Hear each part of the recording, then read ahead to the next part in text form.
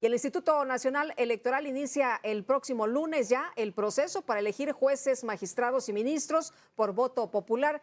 Guadalupe Tadei, consejera presidenta del INE, confirmó que no cuentan con el presupuesto suficiente para este año porque pues no estaba prevista la elección. Para este año no hay presupuesto, esto no estaba contemplado el año pasado, por tanto esto no se consideró en el presupuesto. Sin embargo, estos tiempos nos alcanzan y deberán de alcanzarlos además para incluir en el presupuesto 2025 todo lo que tiene que ver con el presupuesto de... Bueno, y Arturo Espinosa Silis, abogado y director del Laboratorio Electoral, te saludo con el gusto de siempre. ¿Cómo estás? Buenas tardes. ¿Cómo estás, Lupita? Me da mucho gusto saludarte y platicar Igualmente. Oye, pues, ¿cómo ves, Arturo? Por una parte, siguen las movilizaciones de los trabajadores del Poder Judicial que dicen que no los tomaron en cuenta y que ellos van a seguir pues, realizando estos paros. Por otra parte, mientras se espera que haya impugnaciones y se siguen haciendo las consultas sobre el tema de la reforma, el Instituto Electoral ya prácticamente pues, está listo para que el próximo lunes empiece todo este trámite, todo este proceso para que elijamos los ciudadanos o quienes así lo decidan a los jueces, magistrados y ministros. Desde luego, Lupita, a ver, este tema de la reforma al Poder Judicial no ha terminado. Por una parte, pues como señalas, los trabajadores siguen manifestando su inconformidad, siguen defendiendo su labor y la labor de los juzgadores. Por otra parte, pues están corriendo los plazos para que se intenten las impugnaciones que se estimen convenientes.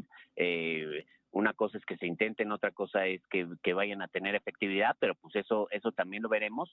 Pero mientras tanto, la reforma establecía plazos claros y puntuales sobre qué era lo que venía. Señalaba justamente que a los 7 días de que entrara en vigor, el INE tenía que iniciar el proceso de organización de las elecciones judiciales, y eso ya sabemos que ocurrirá el próximo lunes 23 de septiembre. A los 30 días de publicada la reforma, se tiene que emitir la convocatoria por parte del Senado de la República para iniciar los procesos de selección, y el Congreso de la Unión tiene 90 días para emitir las leyes secundarias, los congresos locales tienen 180 días para hacer las adecuaciones.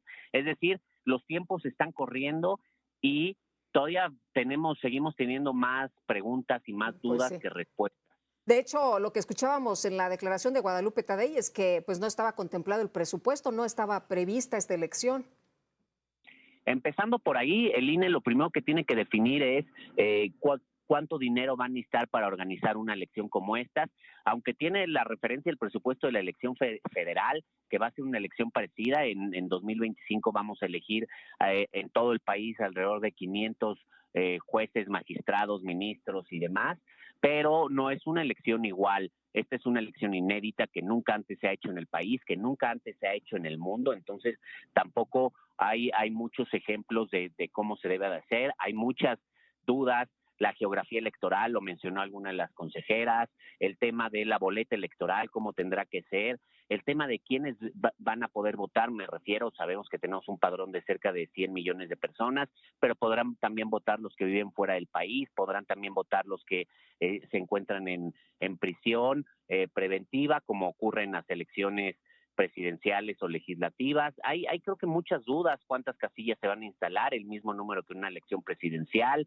Hay muchas dudas, y además se va a necesitar mucha información y mucha educación cívica, mucha pedagogía electoral, porque es importante que entendamos cuál es el alcance y para qué serán estas elecciones. Arturo, mencionabas de la geografía, no es lo mismo elegir a quienes te van a representar a lo mejor en un municipio o en la gubernatura estatal, la presidencia de la República, que un juez, ¿no? No son, decían, no son los mismos distritos, va a estar muy compleja esta elección. Sí, yo creo que el INE tiene un reto muy, muy grande, porque además una de las consignas de la reforma es que se iba a democratizar el Poder Judicial, y eso implica que va a tener que ser una elección con todas las cualidades, todos los elementos democráticos, una elección totalmente íntegra en cuanto a todos los principios que se deben de seguir, todos los elementos, lo cual es complicado, y hay muchas dudas. Este tema de la geografía electoral, en el sistema electoral mexicano hay una geografía, hay distritos, cada diputado se elige en un distrito, desde luego están las entidades federativas, donde se eligen las senadurías, donde se eligen las gubernaturas, está también, bueno, pues la circunscripción nacional. Además hay circunscripciones, 5 circunscripciones que atienden a la representación proporcional para la Cámara de Diputados, y en el tema judicial no es igual. Hay circuitos, pero no, eso es algo que no existe en la geografía electoral, pero sí hay circunscripciones, por ejemplo, para los magistrados del Tribunal Electoral, hay distritos, los jueces están divididos por distritos, los distritos por lo general corresponden a ciudades o a entidades federativas. Es una geografía sumamente distinta para la cual el INE, pues no está ni siquiera familiarizado, entonces tendrá que reorganizarse en función de eso. Recordemos que el INE tiene oficinas centrales y oficinas desconcentradas. Las desconcentradas están justamente acorde a la geografía electoral en los distritos y en las entidades, que es donde se llevan a cabo las elecciones y cómo se llevan a cabo las elecciones.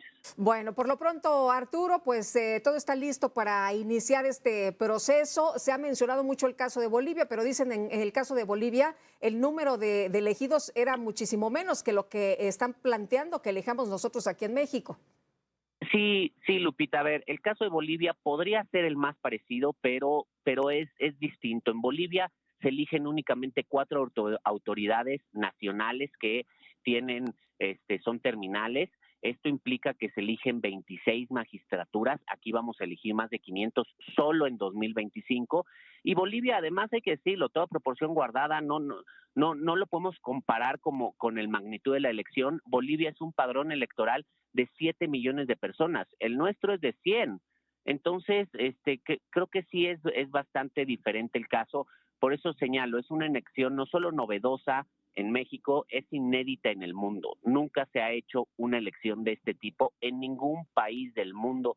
Entonces tampoco el INE es que pueda tomar la experiencia comparada como un caso de éxito o para referencia de lo que sí se debe de hacer y lo que no se debe de hacer. Aquí el INE va realmente a tener que elaborar todo desde cero y va a tener que ir haciéndolo a prueba y error, porque además, no hay que olvidar esto, no existen leyes secundarias. Ya va a empezar la elección, sí, el proceso electoral el lunes, y el Congreso de la Unión no está, ni siquiera hay una propuesta de regulación, de legislación, no hay absolutamente nada. O sea, las leyes secundarias nos servirían para como las directrices, ¿no? La manera operativa, cómo se hace, cómo se eligen, dónde, o sea, todo esto, de dónde va a salir el dinero.